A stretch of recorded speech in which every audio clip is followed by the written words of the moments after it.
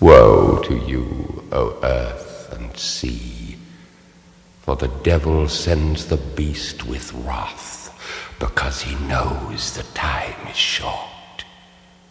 Let him who hath understanding reckon the number of the beast, for it is a human number. Its number is 666. Daddy, where did the blue side go?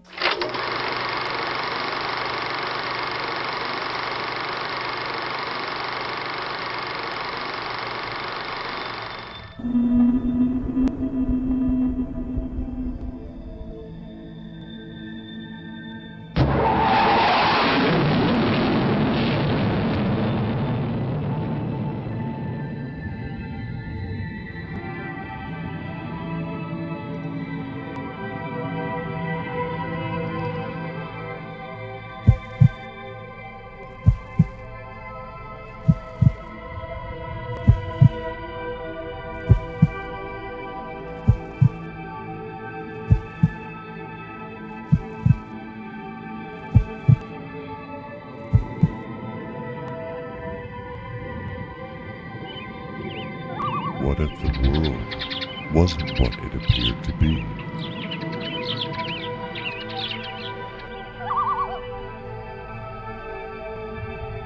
Would you be able to tell the difference? Many people would be shocked and amazed to discover that their elected government would intentionally spray toxic compounds into the air over their heads. Tens of thousands of people from the state of Maine to the country of New Zealand have documented this airborne spraying program. Thousands of photographs now exist on the internet detailing the blatant and direct assault on our breathable air by the Air Force. The evidence, as we shall discover, speaks for itself.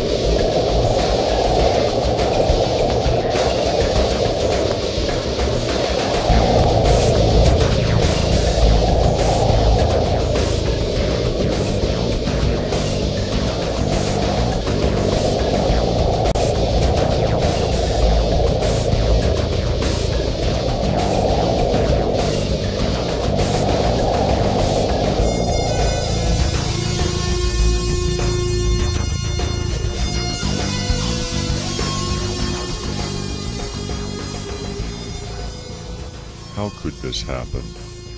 Why is it happening? Who is spraying us? What is in the chemtrail soup that we are helplessly ingesting?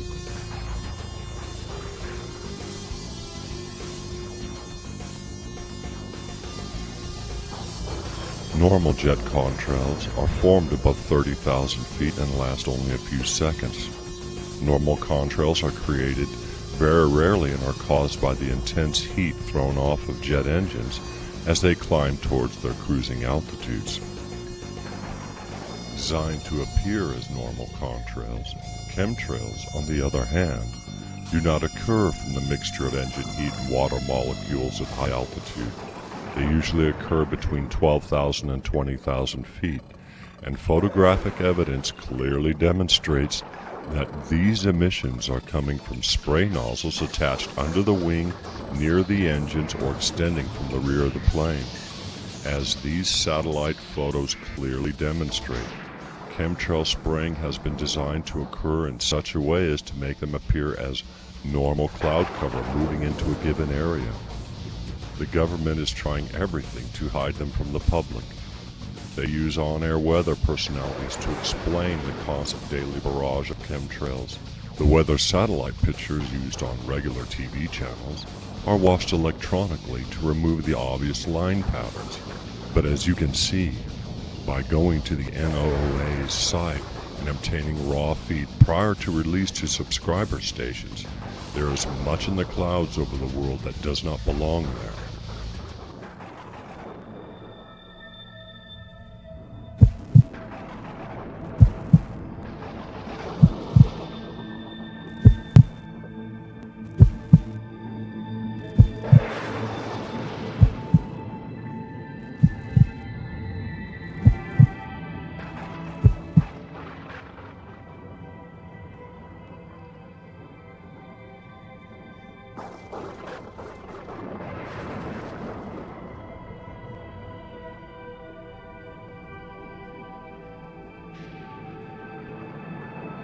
Studies done by independent laboratories indicate that the following elements can be found in chemtrails as well as in our rainwater.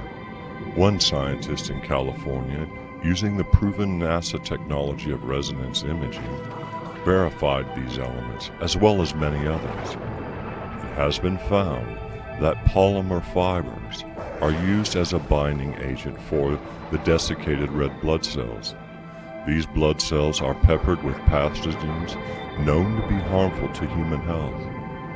Over a 3-year period starting in 1999, researchers have discovered a veritable shopping list of these pathogens in increasing strength. Many doctors and hospitals have, since 1996, indicated that death and illness of their patients from unknown airborne elements has increased a whopping 3,000% over previous years. It would appear by these facts that the evidence indicates a starting of the chemtrail spraying program since about 1987 in various test regions in the Southwest, and full-blown chemtrail activity against the citizenry since 1996. Try this interesting test yourself. Go through the photos of you and your family as far back as you can and see if you can find any chemtrails in these pictures. One of our producers has found photographic evidence as far back as 1984. National Geographic magazine, well known for their excellent outdoor photography, shows the appearance of chemtrails in that same year. A perusal of back issues from your local library of any outdoor magazine, such as Field and Stream, will show chemtrails over U.S. cities as early as the mid-1980s.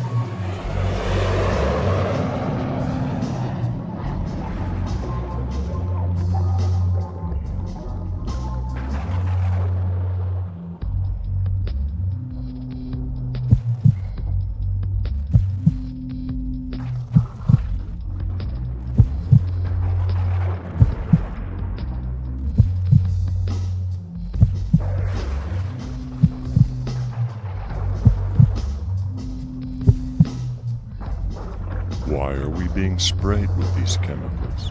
To what purpose? Much speculation has been spent on the reasons. The Air Force has undertaken a multi-year program spanning several years, ranging from protection from the sun, reducing global warming, weather modification, to population control.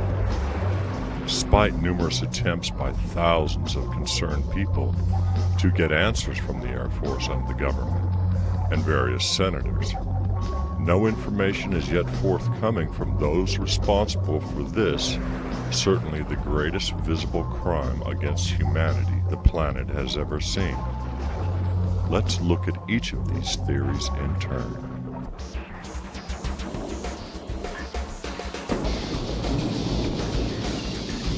One of the first theories to appear by disinformation artists was that chemtrails were here to help us, from the damaging effects of the sun's rays.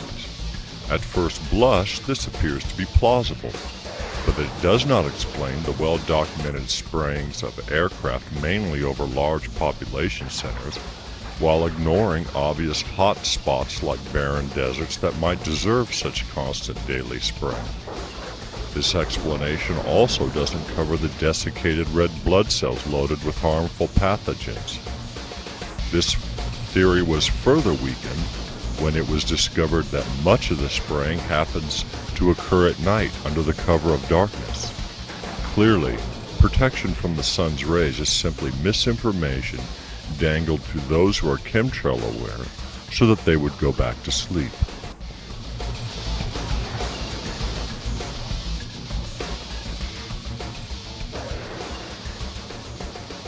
Another lie foisted upon chemtrail researchers is the oft-told pattern of global warming. The idea presented is that the globe is overheating and that chemtrails are the answer, causing a decrease in temperature. This hopeless fib is easily destroyed by the following facts. Chemtrails are sprayed at night when the sun is beyond the horizon. The chemical makeup of chemtrails belies this and other theories. What do anthrax spores and lupus have to do with deflecting heat from the planet? If saving the planet from global warming were the actual goal of chemtrails, why hasn't the government come forward to use this as a publicity coup? They could certainly use some good press, and who isn't for saving the planet? Yet another idea presented is that our and other countries have gone over the edge and are playing God with the weather. Although there is a good indication that there might be aspects of the chemtrail program that lend itself to weather modification, it still does not fit all the facts.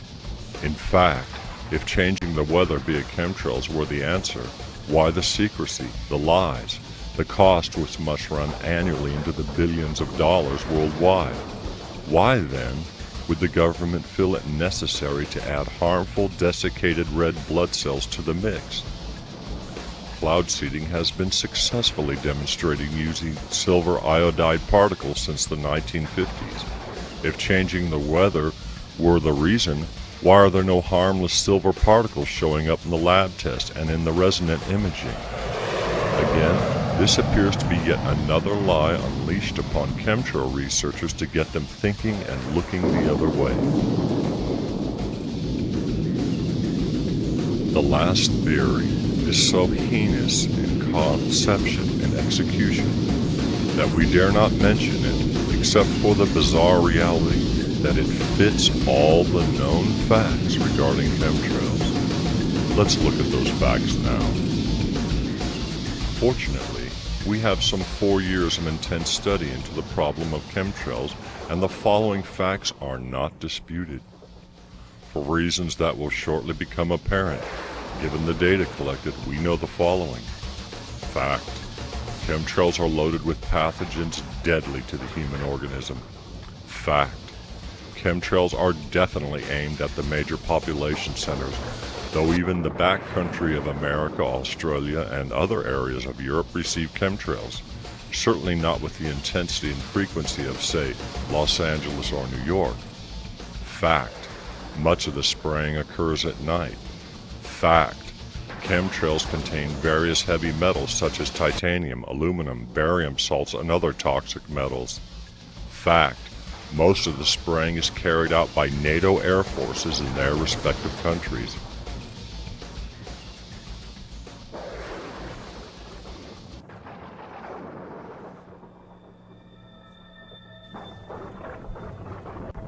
What can we deduce from these facts? Very little. Some say that the presence of pathogens in chemtrails might be some kind of mass inoculation. Health professionals dispute this view by revealing that the fact that an overburdened immune system constantly fighting multiple infection vectors, coupled with dozens of varying types of harmful viruses and bacteria, causes the immune system to actually become less effective, making it, over the long term, unable to fight off even the most common of infections, colds, and flus. This perception fits with the experiences we have all been feeling over the last few years. Listlessness, depression, a weakened health system, aching joints, reaction to airborne particles, and so on. The theory of mass immunization, also disputed by microbiologists who say that you cannot vaccinate against bioterrorism, as there are far too many possible millions of potential strains and variants that can be quickly made up, making vaccination moot.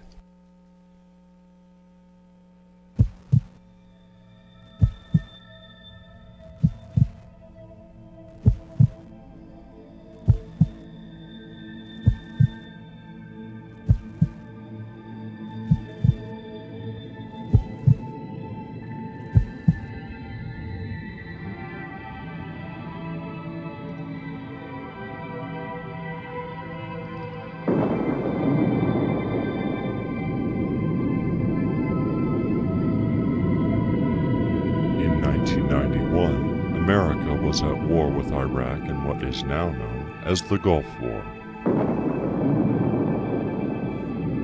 Archival satellite images of the period clearly show a dedicated spray program against Iraqi soldiers who have reported the same symptoms then as many Americans are now reporting: dizziness, allergic reactions never before experienced, shortness of breath, a lethargic, depleted feeling of hopelessness, as can be seen through pictures shown here.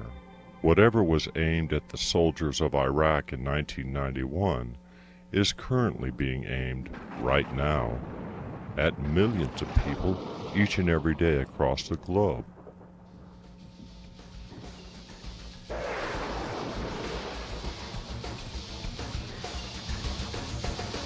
Filmmakers have captured, without realizing it, countless examples of aerial spraying.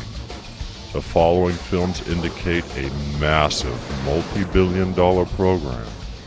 In fact, even print art put out in magazines have chemtrails in them. The video game Cool Borders 2000 has chemtrails in their background.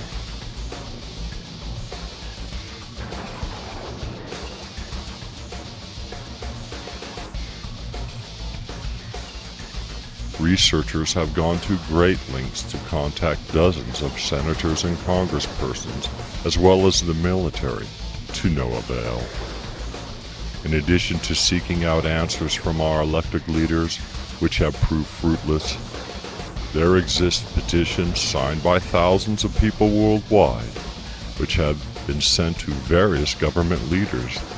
These petition signers include scientists, school teachers, police officers. Veritably every profession and discipline has observed this phenomenon and has demanded answers.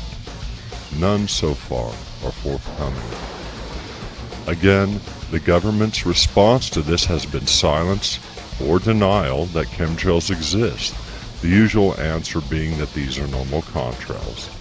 Dozens of letters exist on the internet from congressmen and women denying chemtrail activity. The Environmental Protection Agency has flatly declined air test samples sent into them.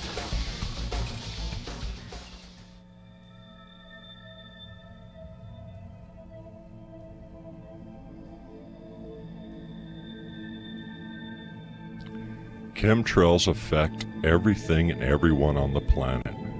The materials present in chemtrails can be found in our water tables, our hair, the clothes we wear, the food we eat. We must now know just what is going on in our skies and why. The government, your government, is blatantly lying about its spraying at citizens. Many feel that chemtrails are in reality a binary population elimination weapon. Stage 1 of this weapon is to pass various pathogens into the human body to weaken the immune structure. Repeated low-level assaults upon the immune system do not strengthen it. Rather, it becomes weaker from endlessly fighting one kind of infection after another. Hence the reason for so many pathogens in the chemtrail soup. This also completely explains why we are feeling weaker and sicker as the months go by, instead of healthier and stronger. Once this is accomplished and field reports indicate overall T-cell weakness attained, Stage 2 would be the release either through vaccination or aerial dispersal of something like smallpox or anthrax, which would instantly kill the human host.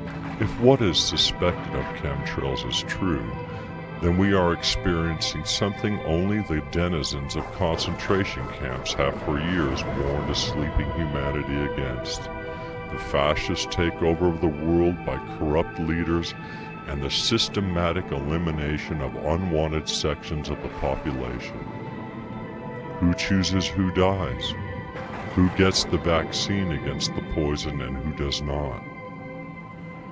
There is an old adage regarding the game of poker: if you cannot tell who the sucker is, then it's you. This axiom applies to the chemtrail phenomena as well. If you do not know why or what they are doing to us, then the purpose of chemtrails is probably against our well-being. There is, however, a very proven technology available to us that can thwart chemtrails.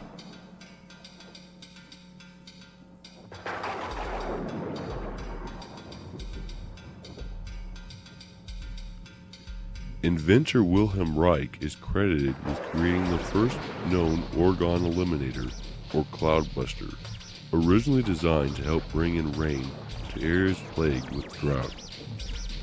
Don Croft, alternative scientist, researcher, and inventor, has succeeded in striking a blow against the ongoing chemtrails program that is destroying our country and enslaving its citizens. By utilizing the research of Wilhelm Reich, Croft has created a cheap, portable, and easy-to-build device that consistently destroys chemtrails and heals the atmosphere. The Reich-Croft Chembuster is potentially one of the answers to the ongoing attacks by the forces of darkness. As these images show, chembusters, or as they are referred to by most people, cloudbusters, actually do the job of eliminating chemtrails. A cloudbuster is simply made or can be ordered via the internet. Though many speculate that the chemtrail problem has gone on for too long for there to be any kind of decisive resolution in the favor of humanity, we do not share that view. Awareness and knowledge are two keys to stopping this problem. The more that people are aware that chemtrails are overhead and in their lungs, the greater are humanity's chances that we might catch a break, and some high-ranking official in government will come forward and stop the program.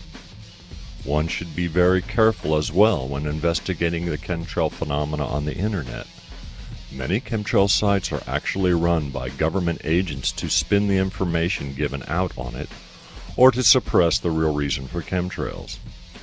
Those sites that are pushing debunkers, character assassinations of online seekers of the truth, and who offer a vague "chemtrails are here to modify the weather" or "chemtrails are sunscreen" simply are disinformation sites aimed at misleading those who are becoming chemtrail aware.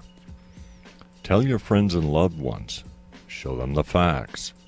Take them outside when the spraying is heavy and let them do their own thinking and research. A few may not be able to change the world, but a few million can. Good luck. Daddy, where did the blue side go?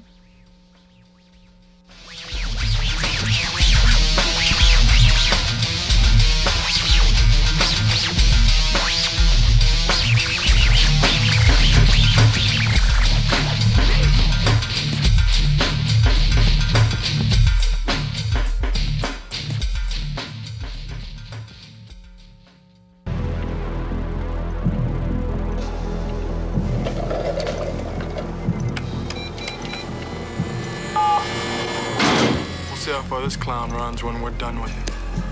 Starting bear on my V. That's a go. Reading all systems down the line. Your bird is singing loud and clear. All systems check out. Mandibular restraint.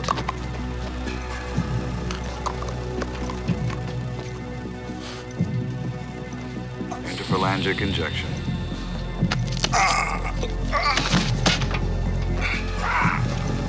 Deltoid IM injection.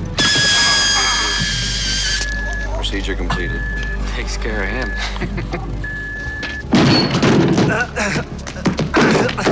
The bitches! He's wrapped. Knock him out till showtime.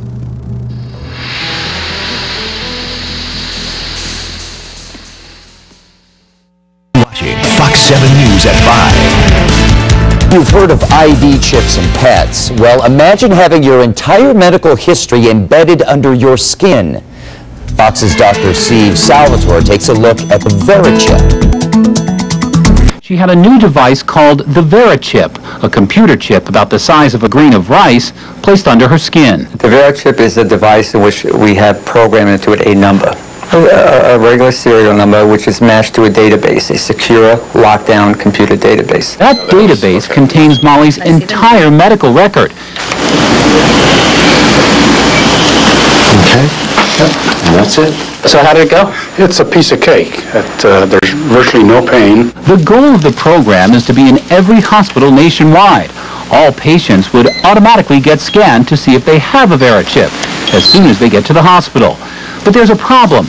Different companies are competing for the same market with slightly different technologies. Critics say the VeriChip is the ultimate invasion of privacy. It's like Big Brother gone awry. No one can go into your computer or your chip to find out your information. You have to have a code and a password.